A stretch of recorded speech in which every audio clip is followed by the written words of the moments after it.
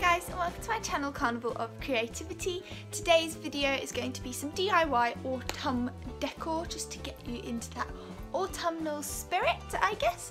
I really love autumn, like everything about autumn. It's my favourite season. So if you like this video, please make sure to subscribe. And without further ado, let's hop right into it.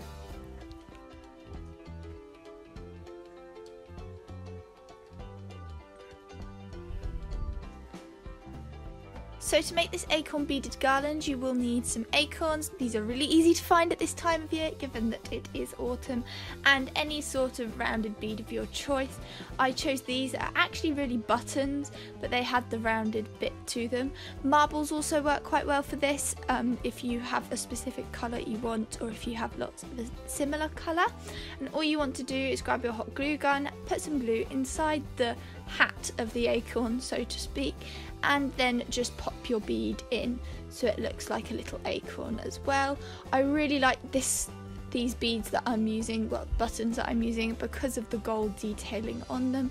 I thought it was a very autumnal tone and looks really good as well. So all you want to do is just do as many of these as you want, depending on how long you want your garland.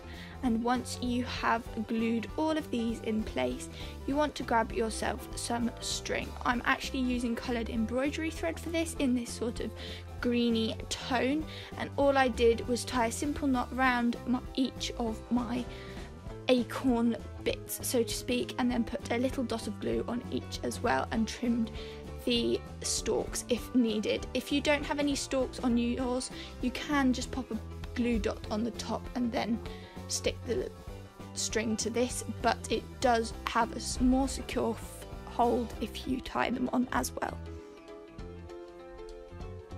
The next DIY is this autumnal potpourri, for which you want to grab yourself a mixture of things, starting off with these conkers. And all I did to these was just draw on some patterns with some metallic sharpies.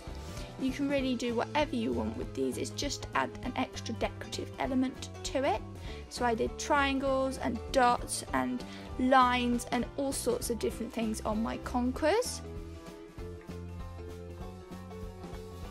Then you'll also want to grab yourself a balloon, blow it up just a little tiny bit, and grab some more coloured string or embroidery thread, as I'm doing here, and just glue the string around your balloon to make one of those like stringy ball things that are in potpourri type things quite often as well.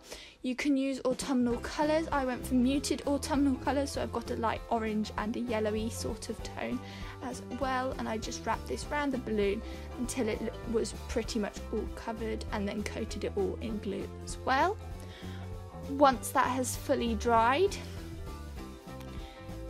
all you want to do is grab your balloon, grab your scissors, snip a hole in the balloon so that the air comes out, and then just push the balloon through and try and peel it out.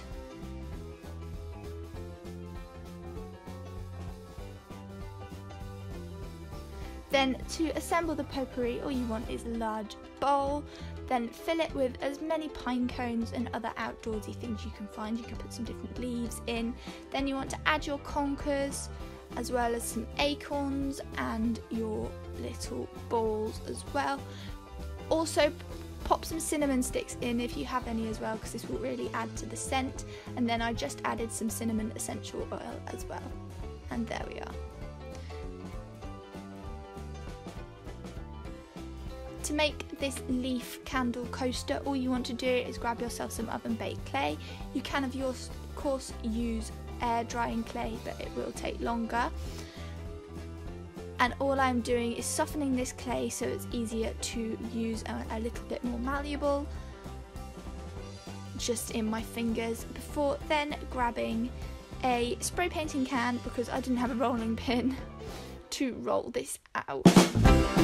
You want to roll this to be as big as you want your coaster to be for your candle, and you may also want to either print yourself a leaf stencil or draw a leaf stencil on some paper.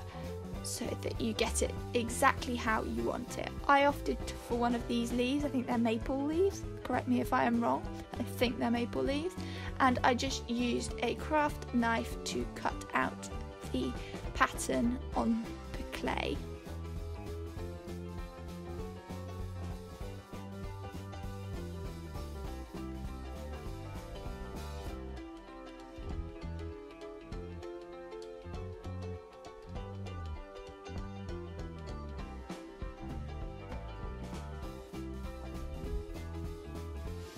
Then all you want to do is peel up the excess.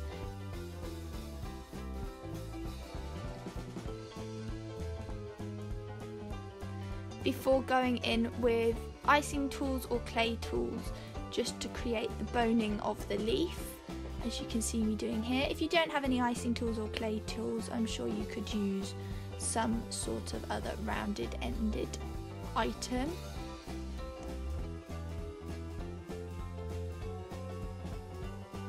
And then simply grab yourself a bowl, lay your leaf pattern or vein side down onto your bowl and position it around it so that it curves up at the edges, and this will hold your tea light perfectly. The last DIY then is these leaf coasters, for which you want to cut out a leaf out of some felt. You can do this in an array of different autumnal colours as well, and they look really nicely mix and matched the colours together.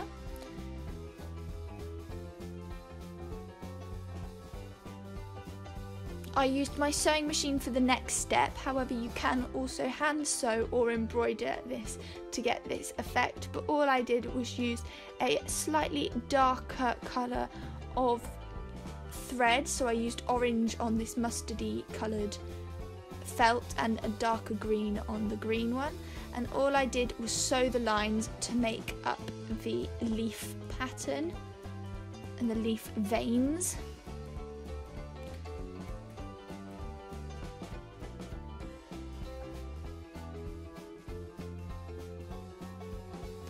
And then once done, to finish it all off, I also did a round the edge stitch going all the way around the edge of my leaf, just to give it a more finished and polished look as well. You can of course sew two pieces of felt together to create this last finished look when you're going around the edges, if you want to hide the back of your leaf and make it look nice and clean with the pattern only on one side, but I didn't bother because it was going to be against a surface, and there we are.